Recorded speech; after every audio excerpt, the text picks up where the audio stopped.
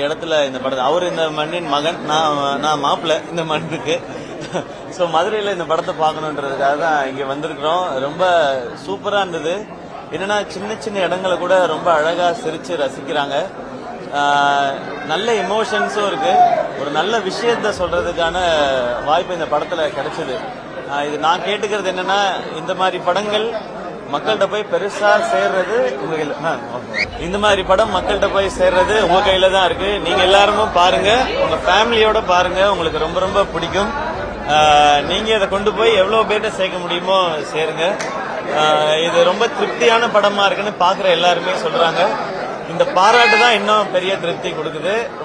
இதுக்கப்புறம் இந்த நிகழ்வுக்கு அப்புறம் நான் பின்னாடி இருந்துக்கிறேன், இவங்க எல்லாரும் தான் முன்னாடி இருக்கணும். அவங்க தான் கஷ்டப்பட்டு பேன் இண்டியான்றது ஒரு கதை, அது போய் ரீச் ஆகி ஹிட் ஆச்சுன்னா தான் பேன் இண்டியா. இப்ப இந்த ஐடியா எடுத்துக்கிட்டீங்கன்னா எனக்கு தெரிஞ்சு குடும்பத்தை இழுத்து பிடிச்சி, அதாவது காலேஜுக்கு போகாம பெரிய பட்டப்படிப்பு படிக்காம ஆனா குடும்ப நிர்வாகத்தை பார்த்து அந்த குடும்பத்தை நிலைநிறுத்துற பெண்கள் எனக்கு தெரிஞ்சு இந்தியா முழுக்க இருக்கிறாங்கன்னு நினைக்கிறேன்.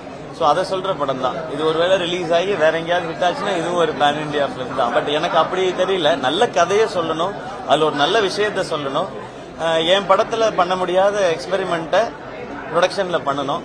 அது நான் இன்னொரு ப்ரொடியூசரை காசு போட்டு பண்ணுங்கன்னு கேட்க முடியாது. அதனால நம்ம காசு போட்டு பண்றோம். நான் எப்பவுமே தேங்க்ஸ், நான் எல்லாருக்கும் அதை சொல்லிக்கிட்டே இருப்பேன். நான் என்னை சப்போர்ட் பண்ற எல்லார பத்தியும் நான் எல்லா தருணத்துல, இப்போ இந்த தாய்கிழவி படம் வரைக்கும் ஃபர்ஸ்ட் கமல் சார் இந்த படம் பார்த்துட்டு அவங்க பயங்கரமா அப்ரிஷியேட் பண்ணாங்க.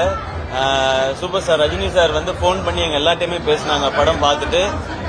சூர்யா சார், ஜோதிகா மேம் வந்து ப்ரிவியூக்கே வந்திருந்தாங்க. இன்னும் அதுக்கப்புறம் நேத்து வந்து இப்போ இருக்கிற ஹீரோஸ் எல்லாம் ரியோ, மணிகண்டன் எல்லாருமே வந்து பேசினாங்க. எனக்கு சப்போர்ட்டா இருக்கிற எல்லாரையும் நான் இந்த இடத்துல நான் விட்டு கொடுத்ததே கிடையாது.